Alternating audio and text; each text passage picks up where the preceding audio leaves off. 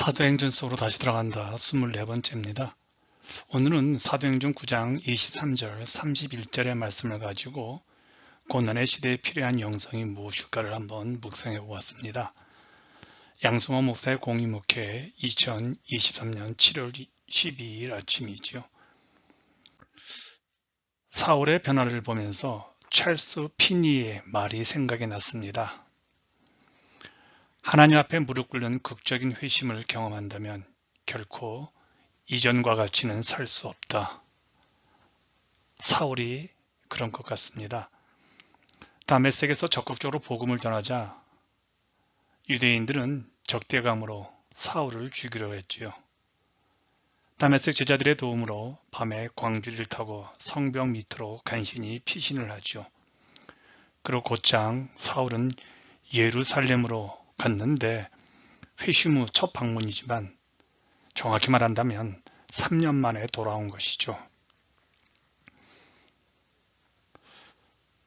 돌아온 사울을 예루살렘 교회는 반가이 맞이했을까요? 사울은 제자들에게 다가갔지만 예전에 그에게 당했던 초대교회 예루살렘 교회 제자들은 사울의 변화를 믿으려 하지 않았습니다. 사울의 회심은 제자들은 제자들대로, 유대인들은 유대인들대로 자기들이 알던 사울이 아니었기에 놀라움과 혼돈을 갖게 되었던 겁니다. 그만큼 사울의 변화는 극적인 것이었죠. 다메섹의 그리스도인들은 이전 사울의 모습을 직접 경험하지 않았기에 소문으로만 사울의 소식을 들었기 때문에 회심한 사울을 받아들이기가 좀 쉬웠지만 직접 박해를 당한 예루살렘 제자들은, 그리스도인들은 참 어려웠을 겁니다. 난감한 처지에 있는 이 사울을 도운 사람이 바나바였지요. 적극적으로 사도들과 예루살렘 교회 제자들에게 바나바는 사울을 변호했습니다. 바나바의 도움으로 사울은 제자들과 함께 했고 그는 다메섹에처럼 적극적으로 예수의 이름을, 복음을 증거했습니다. 그런데요, 여기서도 사울을 죽이려는 시도가 있었습니다. 스데반을 모함했던 헬라파 유대인들의 같은 뿌리인 헬라파 유대인 사울을 공격했지요. 사울의 변화는 헬라파 유대인들에게는 참 거슬렸습니다. 그리고 그와 함께 논쟁을 벌이면 이길 수가 없었지요. 본래 한패였던 그가 그리스도의 도를 전하는 모습에 유대인들은 위기를 느껴 그를 스데반처럼 죽이려고 합니다. 스데반의 죽음에 관여했던 사울이 이제 스데반과 같은 처지가 된 것입니다. 주님께서 그를 고난을 위하여 부르셨다는 그 소명의 삶이 계속 그에게 허락이 되어지는 것이죠. 사울의 생명의 위협을 받자 다메섹에처럼 예루살렘 형제들도 사울을 길리기아의 수도 다소로 피신을 시킵니다.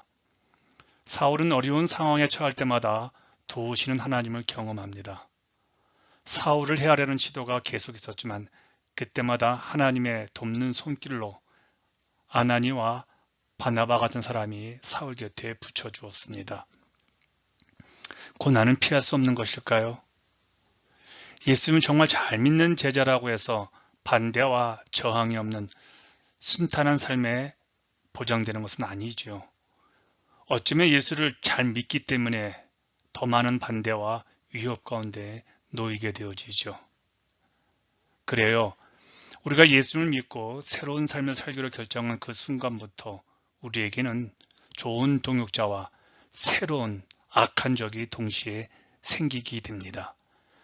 우리가 예수님을 진실로 따르기 시작하면 세상이 반대하고 특히 이건 참 안타까운 현실이지만 한 교회에서 함께 신앙생활을 하던 사람들로부터 박해를 받게 됩니다. 그런데 역설적으로 우리를 향한 극심한 반대는 우리가 제대로 예수를 믿고 가는 것을 증명하는 것입니다. 사울은 교회를 핍박할 때나 자신이 핍박받는 급격한 위기에도 변하지 않는 한 가지가 있었습니다. 그것은 진리에 대한 열정이었습니다.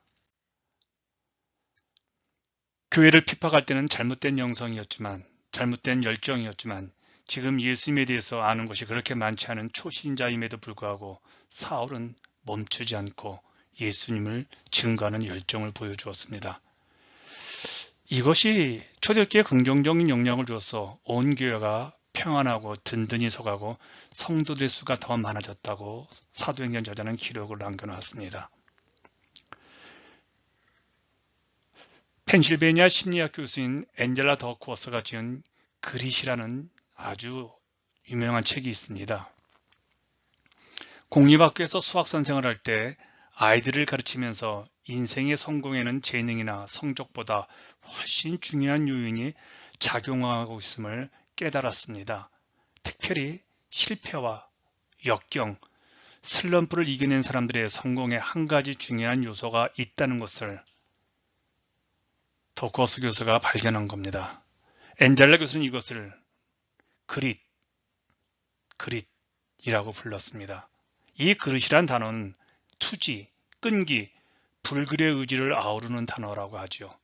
한마디로 고난 앞에서 승리하는 비결은요, 집념과 끈기가 있는 열정이라는 겁니다. 개인적으로 교회적으로 어려운 고난의 시대를 지금 우리가 살아가고 있습니다. 우리 그리스도인들에게 필요한 영성은 어떤 모습일까요? 인내심을 가지고 하나님의 뜻에 끝까지 응답하려는 내적인 힘이 아닐까요?